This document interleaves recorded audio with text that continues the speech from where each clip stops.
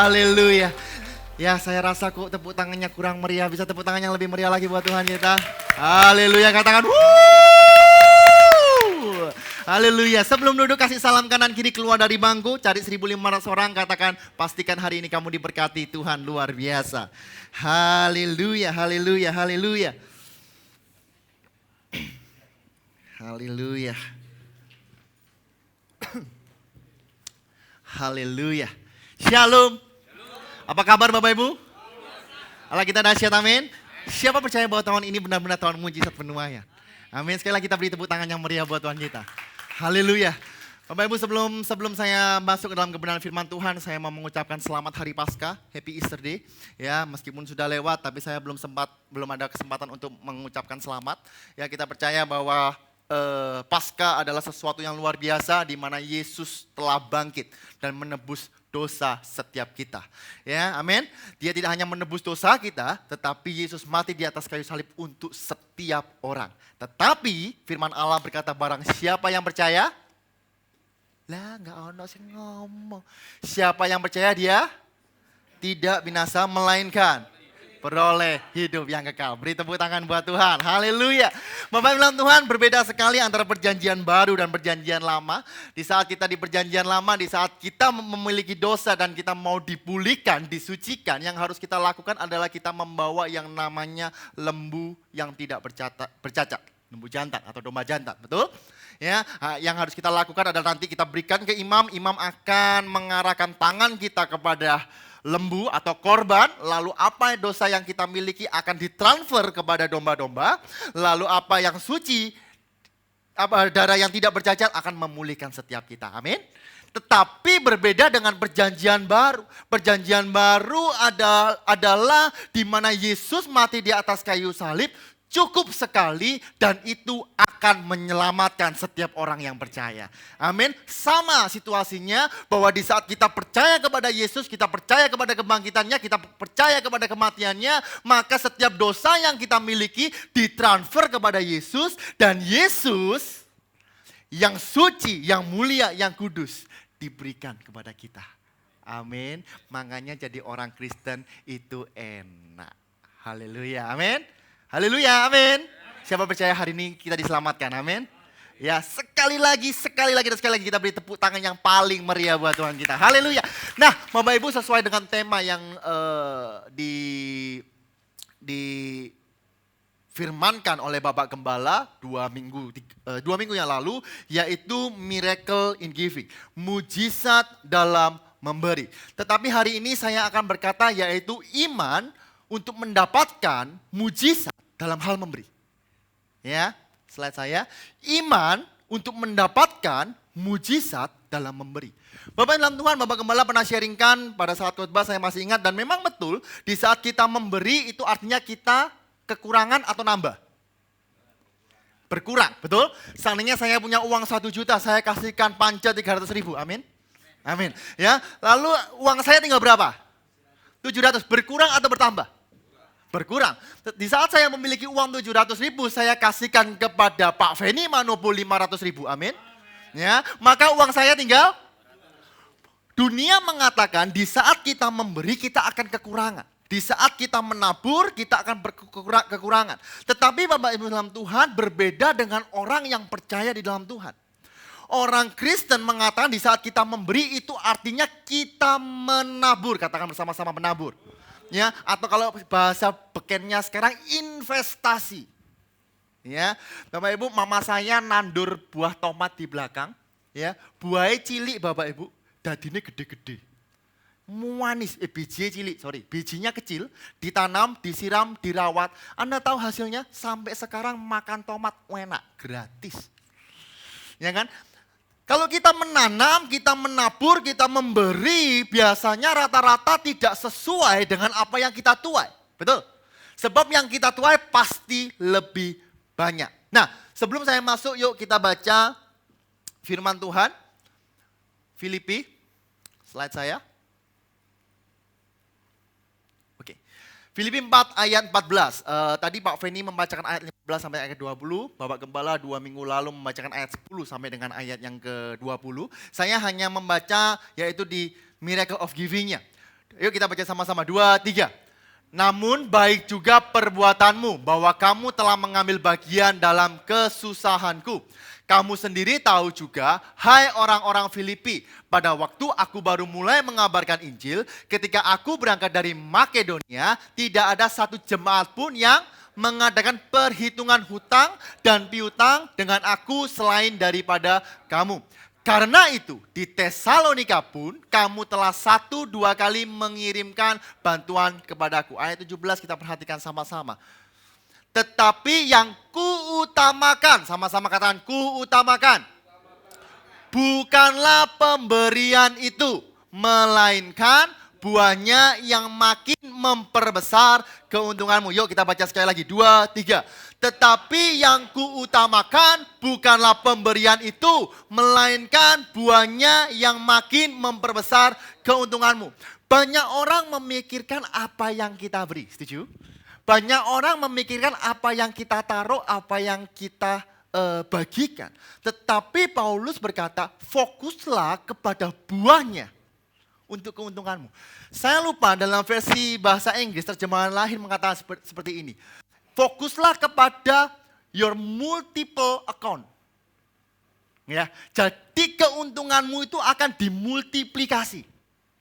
Jangan fokus kepada apa yang Anda beri, tapi fokuslah kepada apa yang buahnya. Amin. Nah, Bapak Ibu dalam Tuhan, banyak orang mengata bahwa kalau aku memberi, aku rugi. Kalau aku memberi tenaga, aku juga rugi, capek. Kalau aku memberi waktu, apalagi. Ya, Bapak Ibu dalam Tuhan, saya mau sharing kepada Bapak Ibu sebuah kesaksian. Saya nggak tahu menurut Bapak Ibu itu hoki atau gimana, tapi menurut saya ini adalah mujizat. Amin.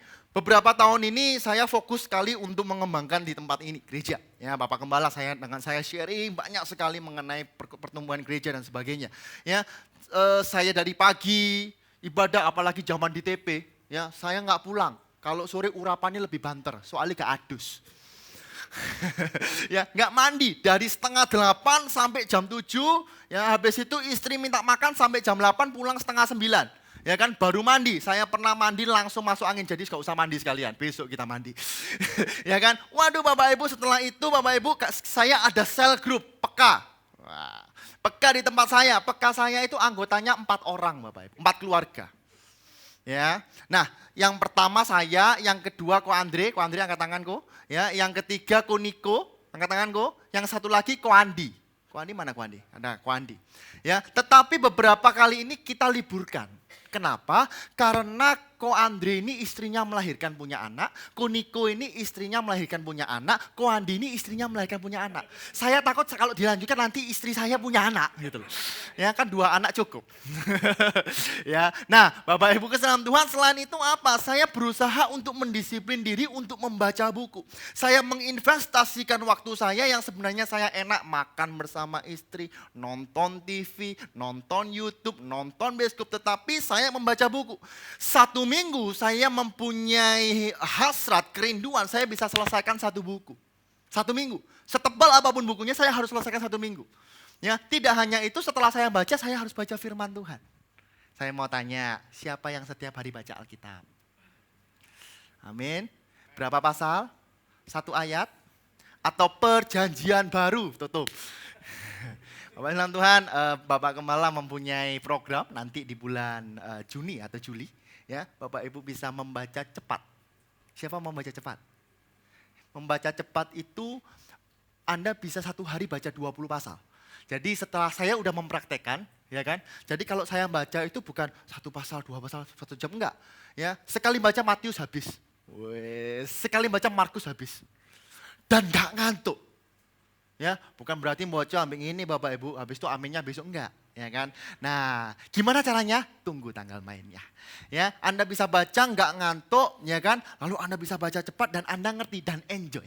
Senang sekali. Oke, nanti. Nah, Bapak Ibu, setelah saya menginvestasikan waktu begitu banyak, kalau Bapak Ibu ingat, saya Januari kemarin saya liburan ke Singapura. Ya, Singapura. Saya liburan ke Singapura bersama keluarga saya. Doa saya selalu di saat liburan cuma 1, Bapak Ibu. Tuhan, terima kasih hari ini namamu sekeluarga mau berlibur. Ya, itu yang pertama. Yang kedua, saya berkata, Tuhan, biarlah liburan ini menjadi liburan yang sangat panjang. Biasanya liburan cepat atau panjang? Lek kerja.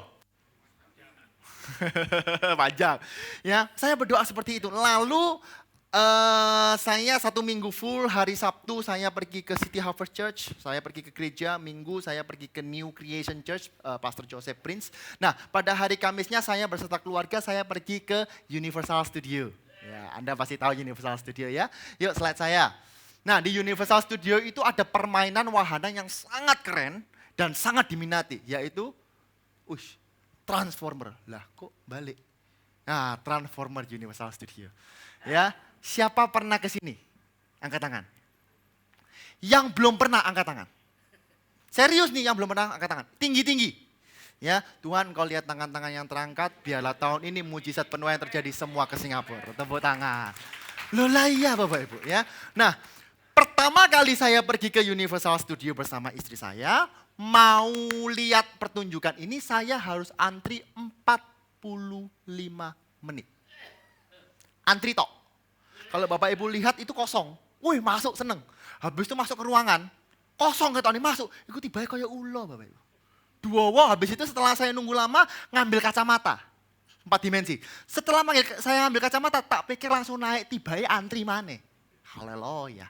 Ya kan 45 menit antri kesel naiknya nggak sampai 2 menit. Sakitnya tuh di sini. Ya kan? Nah Bapak Ibu dalam Tuhan itu beberapa tahun yang lalu, kalau salah 5-6 tahun yang lalu. Tahun ini saya pergi ke Singapura lagi, saya sama keluarga pergi ke Universal Studio naik ini. Anda tahu saya beli tiket yang biasa, bukan yang VIP. Duitnya siapa VIP? Saya harus bayari 4 orang. Tetapi pada saat saya naik ke Universal Studio ini, tiket biasa Januari kemarin, saya naik Transformer ini tok, yang dulu saya antrinya 45 menit, saya bisa naik 7 kali. Tanpa antri. Apakah itu, oh Pak lagi sepi Pak. Saya mau beritahu ya, yang namanya Universal Studio dan Disneyland di seluruh dunia tidak pernah sepi. Kalau Jatim Park beda. Loh, ya saya kan jujur Bapak Ibu. Tapi yang namanya Universal Studio dan Disneyland, mau hari libur gak hari libur, apalagi tahun baru, Anda gak mungkin bisa bernafas di sana. Penuh sekali. Ya, nah saya bisa naik yang namanya Transformer ini 7 kali. Tanpa antri, wahana semua saya naik. Jet coaster, wah the best or nothing. Wis pokoknya naik Bapak Ibu meskipun mengerikan. Ya saya naik cuma sekali. Biasanya yang namanya ada jet coaster dalam ruangan itu namanya The Mummy kalau nggak salah, betul ya. The Mummy itu keren habis. Ya, Anda nggak kelihatan apa-apa tiba-tiba diontang-anting gitu lah. Ya, itu biasanya antrinya 90 menit loh. Saya bisa naik 4 kali. Haleluya. Ya kan? Nah, Bapak Ibu, ini yang mau saya katakan. Di saat Anda berani menginvestasikan, di saat Anda berani menabur, kelak pasti Anda akan menuai. Ya, mungkin Anda nggak akan menuai sekarang, aduh datang doa malam 2 jam, ngentek no waktu Pak. Ya kan? Aduh Pak, saya kerjaan saya banyak, percayalah saya Anda di kantor 2 jam pun tidak akan pernah bisa menyelesaikan lebih, betul? Tetapi di saat Anda mengutamakan Tuhan, Tuhan akan memberikan pencerahan, Tuhan akan memperpanjang waktu untuk menyelesaikan pekerjaan-pekerjaan. Amin. Tepuk tangan yang meriah buat Tuhan. Kenapa saya berkata begitu? Karena saya ngalami Bapak Ibu. Saya pernah ke Disneyland. Disneyland itu kalau Bapak Ibu tahu itu kalau ada tiket itu tiket terusan. 2 hari. Kenapa? Karena kalau 1 hari tidak mungkin selesai. Itu Hong Kong.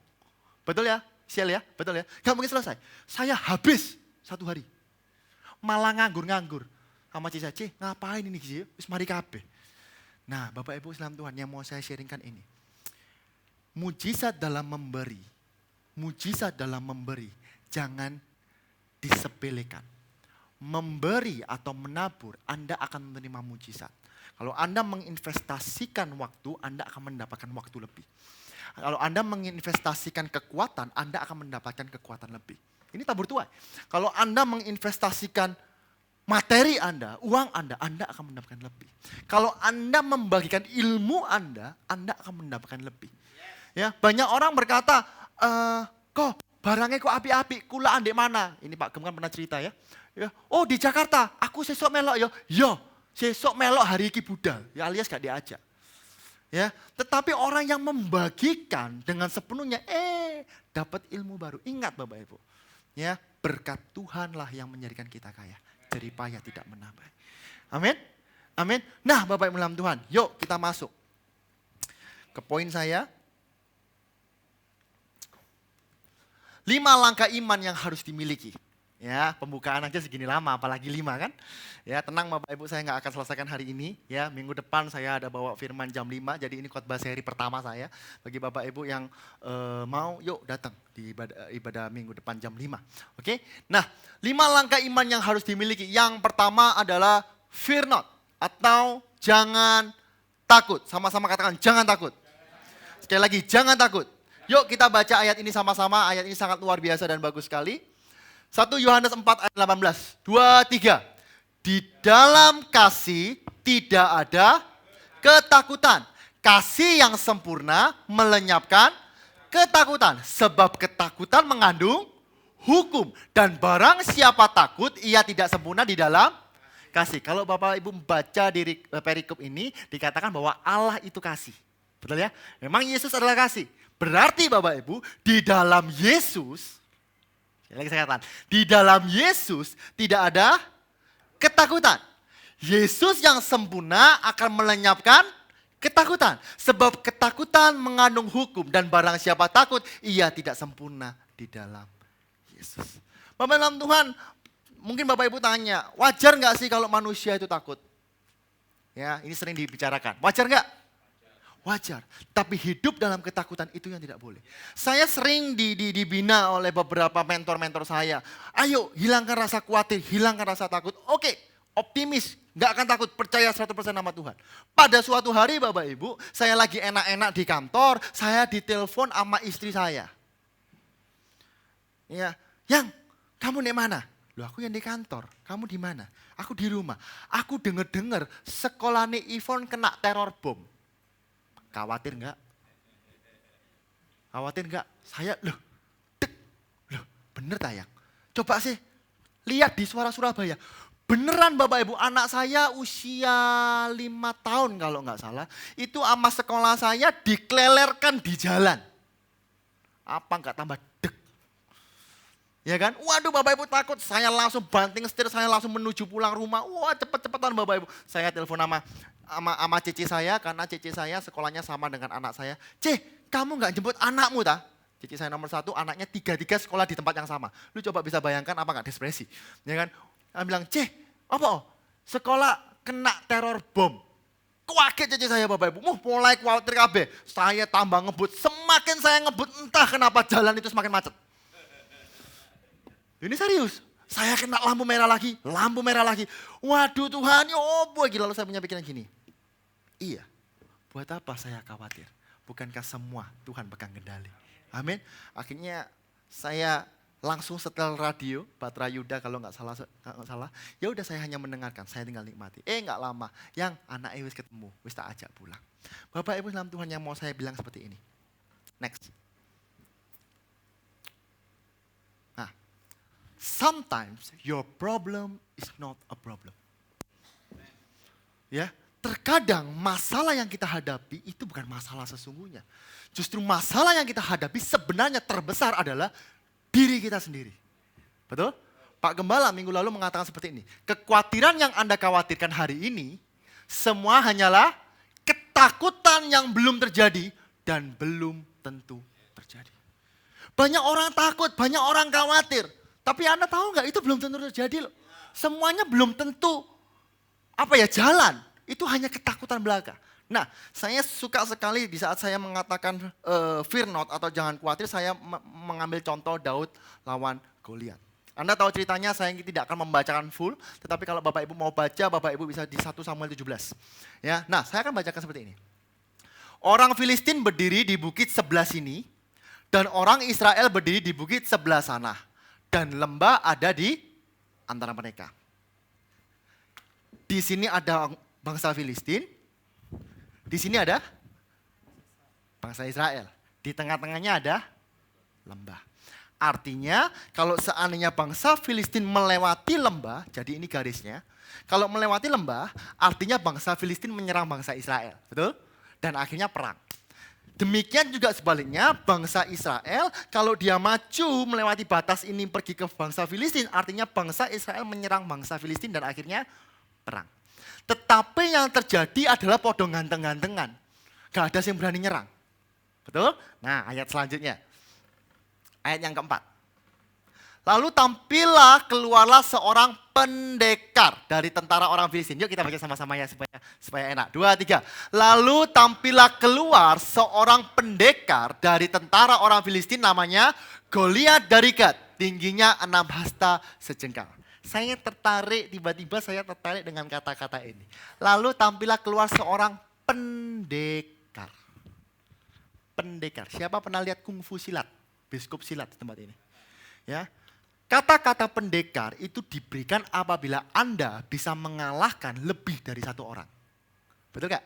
Ya, kalau Anda lihat yang namanya Ip Man. Tahu ya Ip Man ya?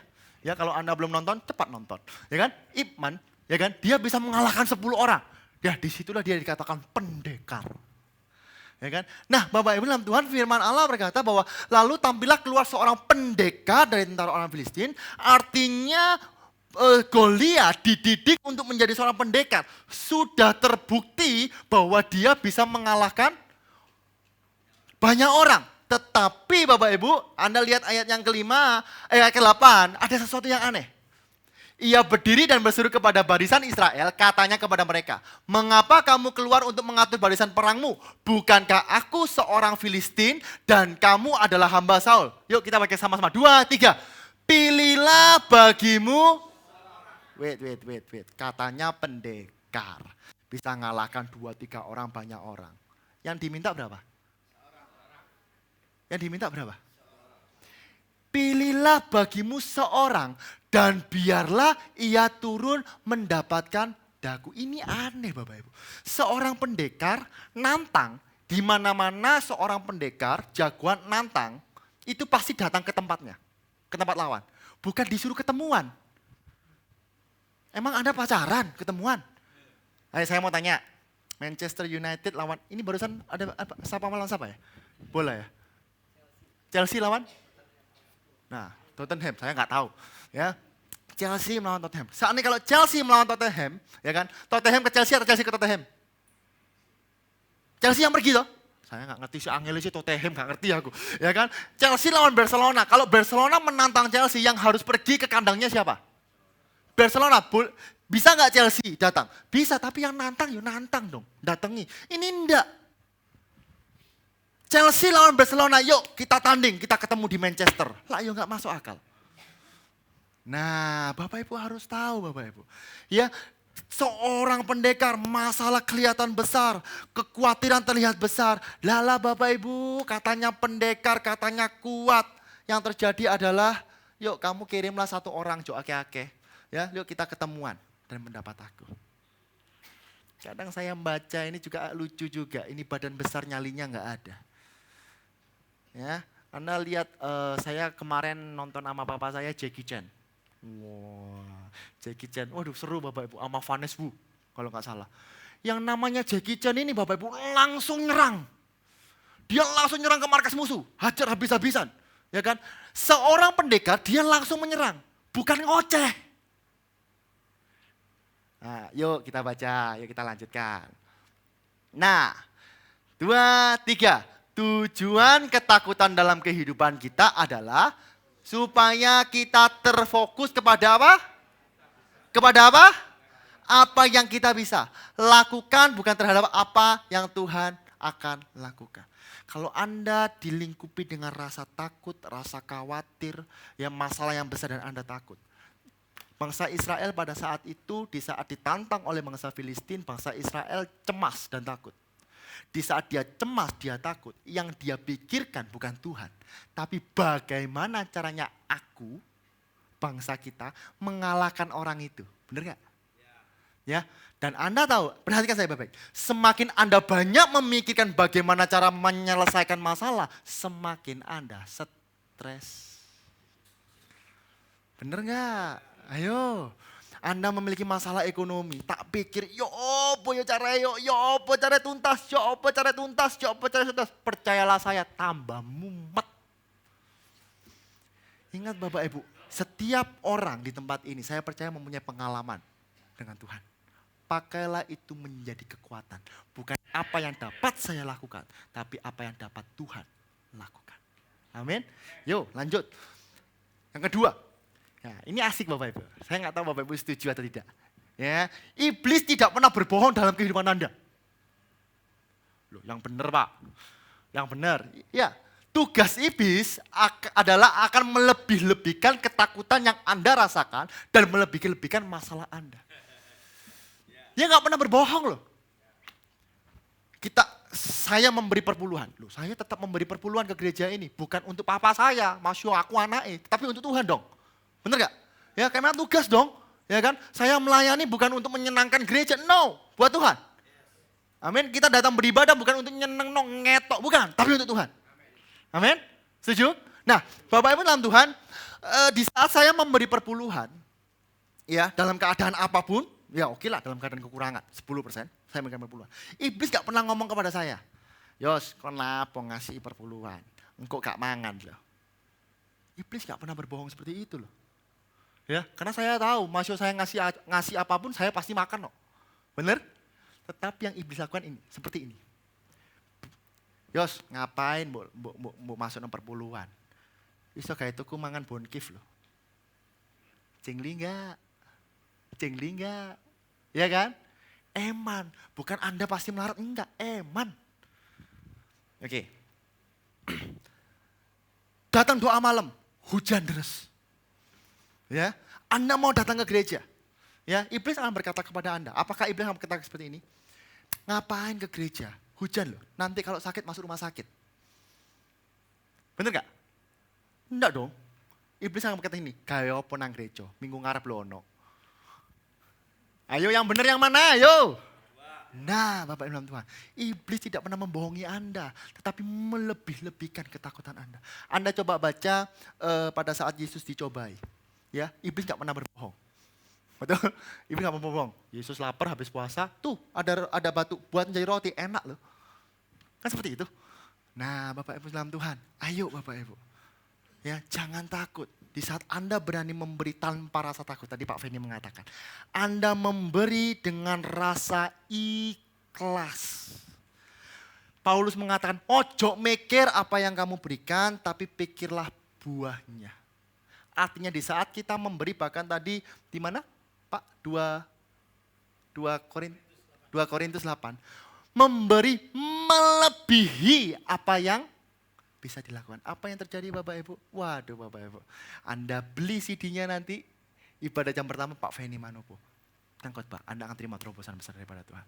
Amin. Nah, yuk kita lanjut. 1 Samuel 17 ayat 16. Orang Filistin itu maju mendekat pada pagi hari dan pada petang hari. Demikianlah ia tampil ke depan 40 hari lamanya. Sejak pertama kali bangsa Filistin mengatakan, hei, kirim kepadaku 1 orang untuk melawan aku. Ketemu di lembah. 40 hari bangsa Filistin tidak pernah menyerang bangsa Israel. Lemek ngertak tok. Bapak Ibu, masalah hanya akan menggertak Anda, tidak akan pernah menyerang Anda. Kenapa bangsa Filistin tidak berani menyerang padahal memiliki kartu as? Kenapa bangsa Filistin tidak mau menyerang padahal dia memiliki seorang pendekar? Karena bangsa Filistin tahu dan sadar bahwa bangsa Israel adalah umat pilihan Allah. Di saat ada sebuah masalah yang besar dalam kehidupan Anda, mau menyerang engkau, dia tidak akan berani menyerang Anda. Kenapa? Karena Anda dan saya adalah umat pilihan Allah. Ya, tepuk tangan yang meriah buat Tuhan kita. Banyak orang berkata, aduh takut. Sebuah masalah akan menang apabila Anda menyerah, itu aja. Masalah akan selesai, kenapa? Karena firman Allah berkata bahwa pencobaan yang kamu alami adalah pencobaan biasa. Tidak akan pernah melebihi kekuatanmu. Bukan Anda yang dilihat, tapi behind you, siapa yang berada di belakang kamu? Yaitu Yesus. Ya, Anda memiliki masalah, Anda memiliki tekanan. Your problem is not your problem. Betul? Masalah yang Anda hadapi kadang bukan masalah Anda. Apa yang Anda takutkan sebenarnya bukan hal yang sebenarnya. Amin. Tetapi kadang diri kita ini yang merasa, aduh kok susah. Aduh, bahasa Jermannya sambatan. Ya, kasih salam kanan kiri, cok sambatan ya. Haleluya. Yuk, next. Supaya nggak lama-lama. Ini baru poin 1 loh Bapak Ibu. Ya, nah orang Filistin itu maju mendekat pada hari dan pada petang hari demikian ia tampil ke depan 40 hari lamanya. Ayat 41, orang Filistin itu kian dekat menghampiri Daud dan di depannya orang yang membawa perisainya. Yuk kita baca sama-sama supaya Bapak Ibu ngerti nih, sadar. Orang Filistin itu kian dekat menghampiri Daud dan di depannya orang yang, saya mau tanya yang benar yang mana? Gambar A atau gambar B? A atau B? A atau B? Yuk kita baca lagi yuk. Orang Filistin itu kian dekat menghampiri Daud dan di depannya yang A atau yang B? Yang B. Saya mau tanya, Anda pernah lihat gladiator? Orang yang perang? Ya, orang yang dilatih dari kecil itu udah terbiasa membawa pedang dewe dan tameng dewe. Betul nggak? Lah ini perlu baby sister Bapak Ibu. Loh ini perlu baby sister loh Bapak Ibu untuk membawakan tamengnya. Nggak masuk akal. Betul? Oke lanjut. 1 Samuel 17 ayat 3. Orang Filistin itu berkata pada saat ketemu dengan Daud, ya Daud masih kemerah-merahan, imut kayak saya gitu ya. Dia berkata seperti ini, anjingkah aku maka engkau mendatangi aku dengan tongkat. Lalu demi para allahnya orang Filistin itu mengutuki Daud. Di saat Daud berhadapan dengan Goliat, Goliat mengatakan anjingkah aku. Padahal Goliat tahu bahwa itu lawan yang tidak sepadan. Betul? Siapa pernah lihat UFC? Pernah lihat UFC? Di saat orang yang kelas berat ketemu kelas ringan, apa yang dilakukan kelas berat? Dia makan merasa, ini kurang ajar ini. Arek cilik sekia iki nantang. Kok niki mempermalukan namaku, betul nggak? Betul nggak? Dan yang dilakukan teng langsung diajar nggak? Disikat habis nggak? Atau kelas berat berkata seperti ini, anjingkah aku? Loh ini kan masuk akal Bapak Ibu. Kalau Anda dididik dari kecil menjadi seorang pendekar, Anda dilatih untuk berperang, Anda dilatih untuk membunuh. Dan Goliat besar, tidak ada yang berani melawannya. Suatu hari ada seorang Daud yang berani melawannya. Insting predator, ya kan, insting seorang pembunuh itu pasti akan menghabisi langsung. Bukan ngomong, anjingkah aku? Enggak Bapak Ibu. Apa yang dilakukan Goliat? Perhatikan, apa yang dilakukan Goliat? Tidak pernah menyerang Daud, tidak pernah menyerang bangsa Israel. Yang dilakukan hanyalah menjatuhkan mental bangsa Israel. Betul enggak? Daud tidak pernah, Goliat tidak pernah langsung menyerang, langsung menyebut, enggak pernah. Tidak pernah Alkitab mengatakan seperti itu. Tapi yang Goliat lakukan adalah ngomong tok. Betul enggak? Ngomong tok. Dan Anda tahu Bapak Ibu, terkadang manusia takut dengan omongan. Terkadang manusia takut dengan ocehan-ocehan dari masalah. Dan itu iblis mengatakan, kamu lek gak iso bayar utang, masuk penjara kamu. Kamu gak iso ini, kon iso ditinggal bojomu. No Bapak Ibu, no, percayalah bahwa Tuhan pegang kendali atas kehidupan Anda. Ya, amin. Beri tepuk tangan yang meriah buat Tuhan kita. Haleluya. Yuk. Slide saya. Oke, lanjut. Matius 6 ayat 25. Karena itu aku berkata kepadamu, jangan khawatir akan hidupmu, akan apa yang hendak kamu makan atau minum, dan janganlah khawatir pula akan tubuhmu, akan apa yang hendak kamu pakai. Bukankah hidup itu lebih penting daripada makanan, dan tubuh itu lebih penting daripada pakaian. Apapun yang terjadi Bapak Ibu, jujur Bapak Ibu, Anda nggak memberi pun, Tuhan akan mencukupi. Tapi di saat Anda memberi, Tuhan akan memberikan kelimpahan. Amin. Yuk lanjut. Wahyu 1 ayat 17. Ini asik Bapak Ibu. Yuk kita baca sama-sama. 2, 3. Ketika aku melihat dia, tersungkurlah aku di depan kakinya. Sama seperti orang yang mati. Tetapi ia ini siapa? Yesus meletakkan tangan kanannya di atasku. Lalu berkata, jangan takut. Aku adalah yang awal dan yang akhir. Kenapa Tuhan mengatakan jangan takut? Ayat 18 mengatakan, dan yang hidup aku telah mati namun lihatlah. Aku hidup sampai selama-lamanya. Dan aku memegang segala kunci maut dan kerajaan maut. Jadi di saat Allah mengatakan jangan takut. Kenapa kita gak perlu takut? Sebab Dia hidup sampai selama-lamanya. Beri tepuk tangan yang meriah buat Tuhan kita. Haleluya. Jangan takut. Kalau seandainya Yesus mati dan tidak bangkit, itulah celaka. Tapi hari ini kemarin kita memperingati bahwa Yesus bangkit. Dia menang mengalahkan maut. Dan disitulah Allah berkata, jangan takut. Hai anak-anakku, aku akan mengangkat engkau dan aku akan melindungi engkau. Amin. Yeremia 54 ayat 17. Setiap senjata yang ditempa terhadap engkau tidak akan pernah berhasil. Dan setiap orang yang melontarkan tuduhan melawan engkau dalam pengadilan, dan akan engkau buktikan salah. Inilah yang menjadi bagai hamba-hamba Tuhan dan kebenaran yang mereka terima daripadaku. Demikianlah firman Tuhan. Perlindungan Tuhan itu adalah sempurna. Amin. Ya, saya cepat sedikit. Yang kedua. Ingat ya, 5 Bapak Ibu. Yang kedua, jadi yang pertama adalah jangan takut. Yang kedua adalah attitude. Sama-sama katakan attitude. Sikap. Bagaimana sikap kita dalam memberi. Bagaimana sikap iman kita dalam menerima mujizat dalam memberi. Filipi 4 ayat 17, 2, 3. Tetapi yang kuutamakan bukanlah pemberian itu, melainkan buahnya yang makin memperbesar keuntunganmu. Jadi di saat Anda memberi, jangan pernah berpikir apa yang Anda keluarkan. Ini kunci utama, tadi saya udah singgung. Tetapi fokuslah kepada apa yang akan Anda dapatkan buahnya. Jangan pernah fokus kepada apa yang Anda berikan. Yes, secara manusia hitung-hitungan Anda berkurang. Secara hitung-hitungan Anda rugi. Tapi percayalah bahwa Tuhan itu melihat. Dia tidak pernah menutup mata. Dia selalu membuka mata. Amin. Nah, 2 Korintus 9 ayat 7. Hendaklah masing-masing memberikan menurut kerelaan hatinya. Jangan dengan sedih hati atau karena paksaan. Sebab Allah mengasihi orang yang memberi dengan sukacita. Saat Anda memberi, bukan hanya untuk gereja. Tetapi untuk teman Anda, saudara Anda. Berilah dengan sukacita. Saya diajari oleh mama saya, Bapak Ibu. Kalau ada dulur utang, ya, wis jok mutagih, akeh gak bayari. Betul nggak? Pokoknya dulur utang wis kayak ono, ya, kayak ono. Lek mbok tagih jadi gegeran.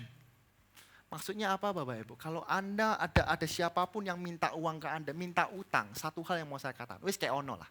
Karena orang yang mempunyai utang, kenapa dia punya utang? Karena dia nggak punya uang. Betul? Kalau dia utang di Anda, uangnya habis. Lalu apa yang terjadi? Utang Anda lagi. Sampai Anda bilang enggak, dia cari orang lain untuk dihutangi. Ya, jadi intinya kalau ada orang yang mau utang, ya kasih iya aja. Dan dengan sukacita, wes PN, ambilin. Ya, kalau Bapak Ibu kesayangan Tuhan, saya itu kalau melihat, saya mendengarkan ceritanya, kesaksiannya Pak Gembala itu kadang lucu. Ya, orang utang dikasih surat kawin.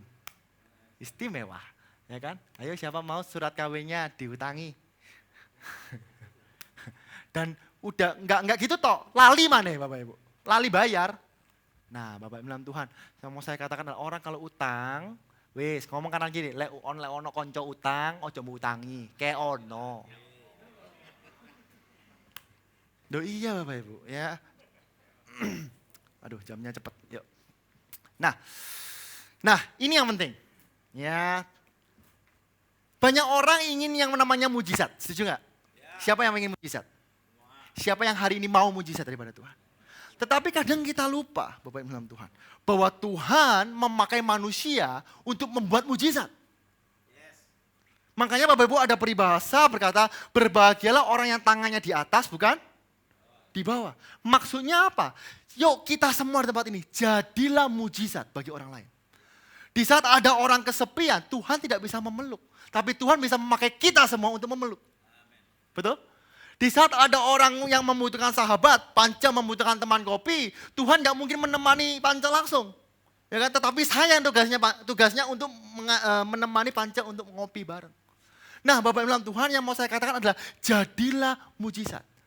Sama-sama tangan kanan di atas. Katakan saya adalah sumber mujizat. Tepuk tangan yang meriah buat Tuhan kita. Kenapa saya katakan itu? Banyak orang mengatakan, Tuhan aku butuh mujizatmu Tuhan. Tuhan aku butuh mujizatmu. Bapak Ibu dalam Tuhan, kenapa Anda nggak mempunyai doa? Tuhan pakai aku untuk menjadi mujizat bagi orang lain. Tadi Pak Feni mengatakan, belum pernah ada yang mengatakan seperti ini. Yuk, mengambil bagian untuk gereja, pekerjaan Tuhan. Sekian, ini LED, 200 juta. Lalu ada orang begini, wis Pak, enggak usah Pak, tak tutup.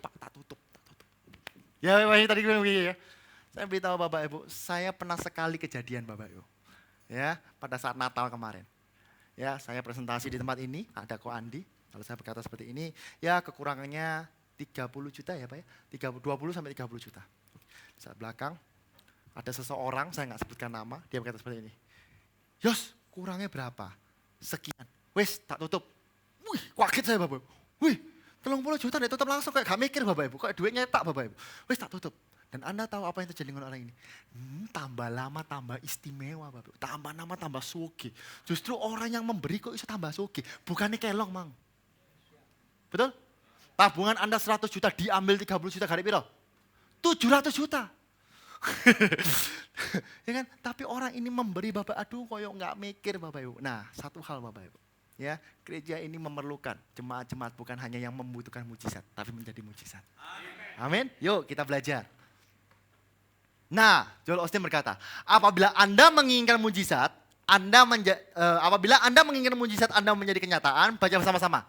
Bantulah seseorang untuk, ini bukan saya ngomong, ini buku Icon. Ya, Icon. Ya, Icon. Anda beli di Immanuel ada. Dia mengatakan seperti ini, apabila Anda menginginkan mujizat, Anda menjadi kenyataan, bantulah seseorang untuk mendapatkan mujizat. Makanya nggak heran Bapak Ibu, orang yang berani menabur, orang yang bahkan tadi Pak Feni mengatakan melebihi dari apa yang bisa dia tabur, justru Tuhan akan membawa dia tinggi-tinggi. Amin.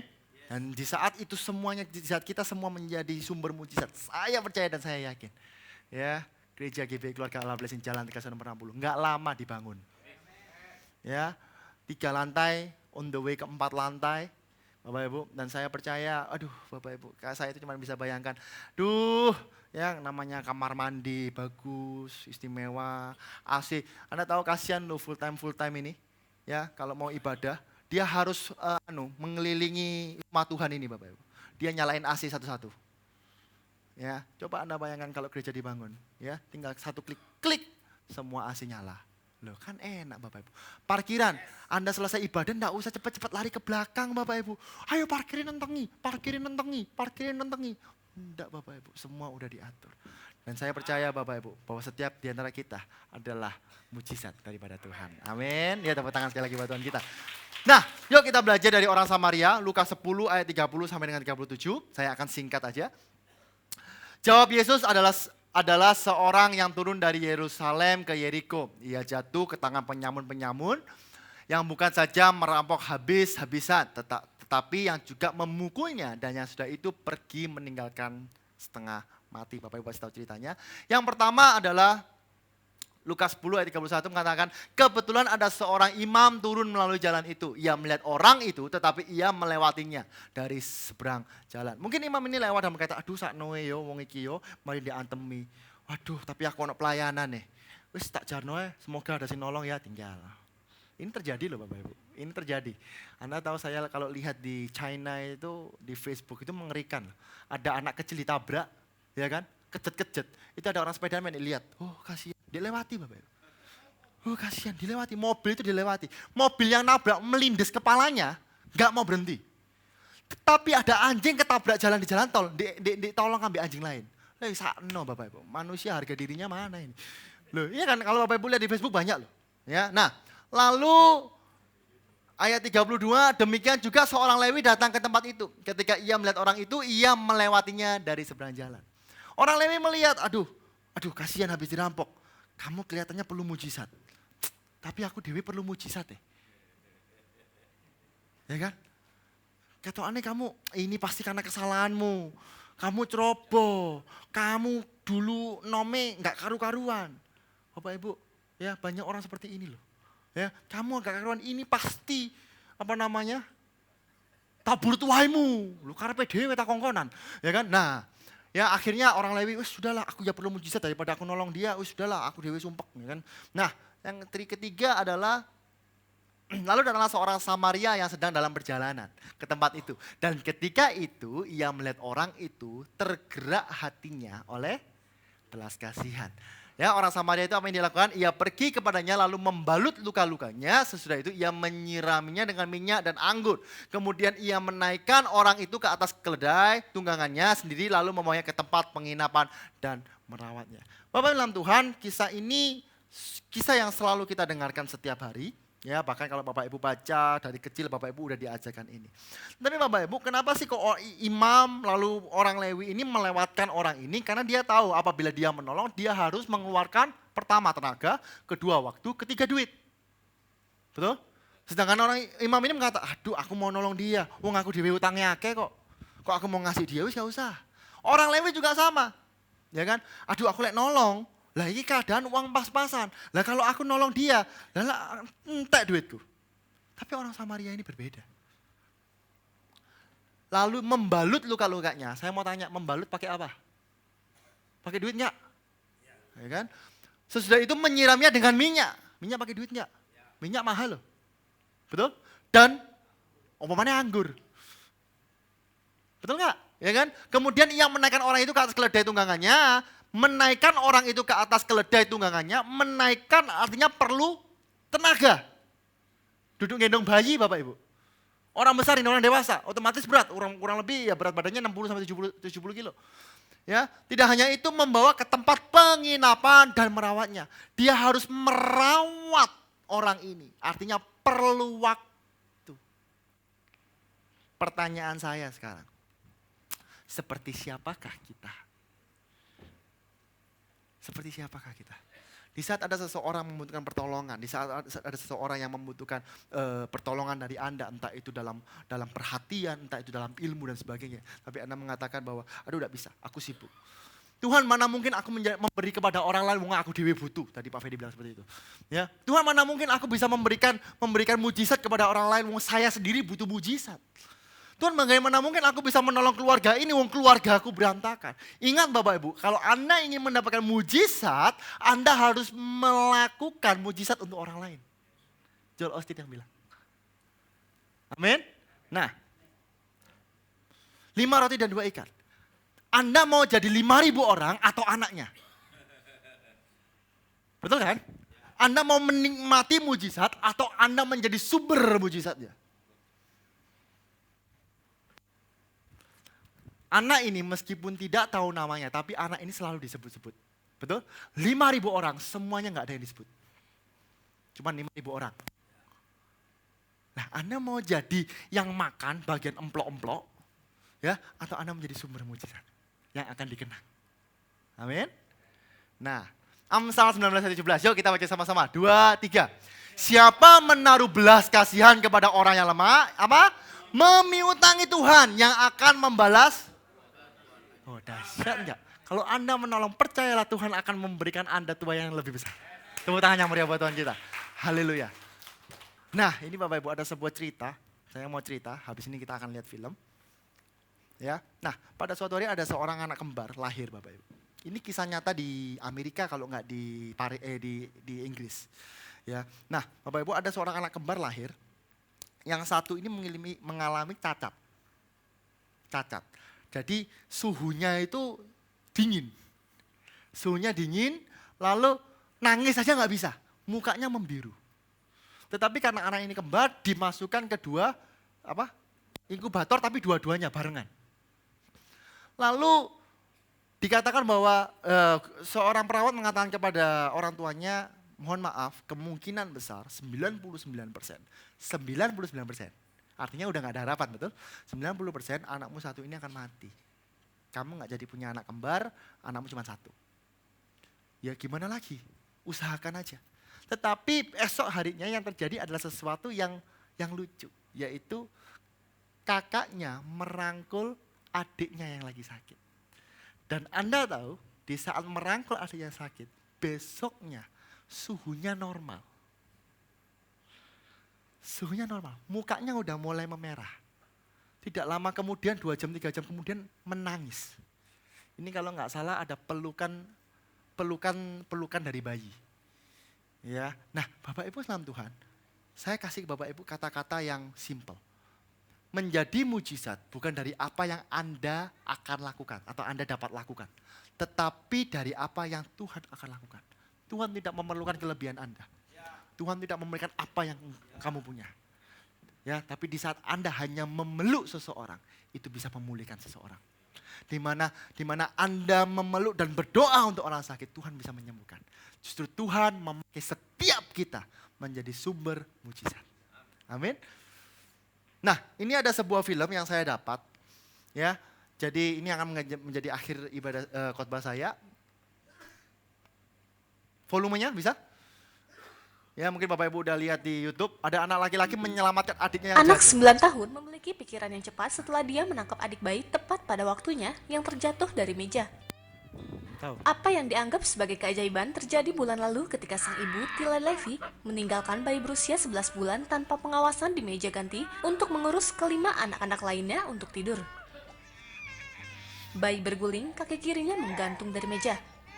Beberapa saat kemudian, kamera CCTV rumah menangkap video ini. Saat itulah Joseph 9 tahun melompat bertindak. Bayi 30-an hampir jatuh 4 kaki ke bawah. Joseph yang mengatakan dia biasanya bahkan tidak bisa menggendong saudaranya, percaya ia mendapat bantuan dari Tuhan. Ia mengatakan ia merasa sesuatu datang dan mendorong saya ke depan. Dengan dorongan itu, Joseph mampu menangkap bayi tersebut pada waktu yang tepat. Ibu Joseph berharap insiden dapat dijadikan pengingat bagi para orang tua di luar sana karena hal itu bisa terjadi pada siapapun. Adapun Joseph, dia berkata, mukjizat bisa selalu terjadi. Tapi saat itu aku merasakannya, aku benar-benar bersyukur. Tuhan tidak melihat apa yang Anda mampu, tapi Tuhan bisa memakai Anda menjadi mujizat. Anak ini nggak tahu apa-apa Bapak Ibu. Ya, kalau Anda lihat saya itu merinding-merinding sedikit, kenapa? Karena saya punya anak kecil gitu loh. Ya, merinding-merinding sedikit. Kalau jatuh itu gimana gitu loh. Oh, jatuh dari kasur ya bendol. Ya, apalagi jatuh kayak gitu. Tetapi yang luar biasa lagi adalah kokonya, dia mengatakannya, tiba-tiba ada insting keluar, hati keluar. Aku harus lari, aku harus menolong. Terkadang kita dilakukan seperti itu, diberitahu seperti itu. Yuk, kamu tolong dia. Kamu tolong dia. Yang mau saya katakan adalah, ya tolong aja. Tolong aja. Saya percaya bahwa Tuhan gak pernah hutang kok. Ya, Tuhan selalu menepati janjinya. Bahkan Tuhan akan memberkati Anda. Amin. Amin. 2 poin. Yang pertama adalah jangan takut, fear not. Yang kedua adalah attitude. Ya. Ada 5 poin. Yang ketiga minggu depan. Ya, ibadah sore. Saya undang Bapak Ibu untuk bersama-sama di tempat ini ibadah jam 5. Tuhan Yesus memberkati. Kami undang pemeran musik untuk maju ke depan. Ya, thank you Pance. Ya, senang sekali bisa melayani dengan Pak Pance sekali lagi ini, luar biasa, haleluya. Pak Pance ini menjadi mujizat Bapak Ibu. Kenapa saya katakan menjadi mujizat? Dia tinggal di Jakarta.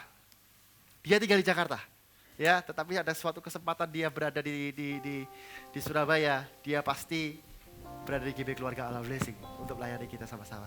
Gimana kalau kita nyanyi haleluya sekali lagi bro? Oke, thank you, tepuk tangan yang meriah buat Tuhan kita. Yuk kami undang Bapak Ibu mari berdiri bersama-sama, haleluya. Segenap hati dan jiwaku, ku datang padamu dalam kerinduan. Kasih-Mu yang sanggup mengubahku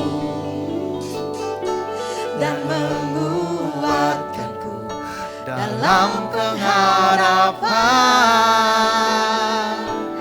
Yesus, Engkaulah permata hatiku. Dunia tak dapat menggantikan-Mu.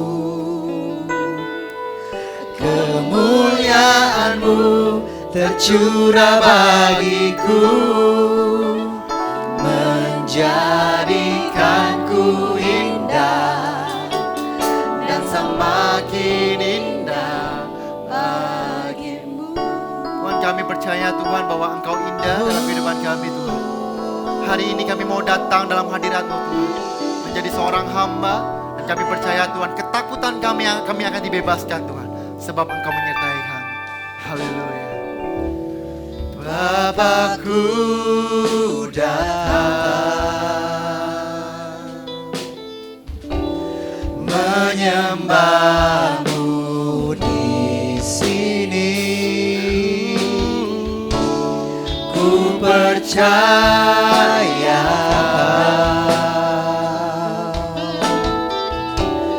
ada bagiku. Tak usah ku takut, sebab Kau sertaku. Tak usah ku bimbang, Kau di dalamku. Tak usah ku cemas, Kau penghiburku. Saat ku lemah, Kau kuatku. Semuanya pujikan. Ku nyanyi haleluya.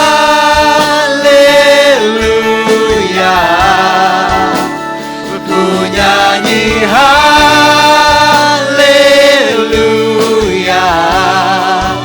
Sungguh Kau hebat, ajaib perkasa perbuatanmu.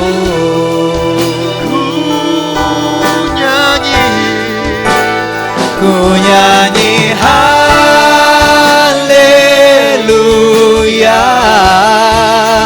Ku nyanyi haleluya. Sungguh Kau hebat, ajaib perkasa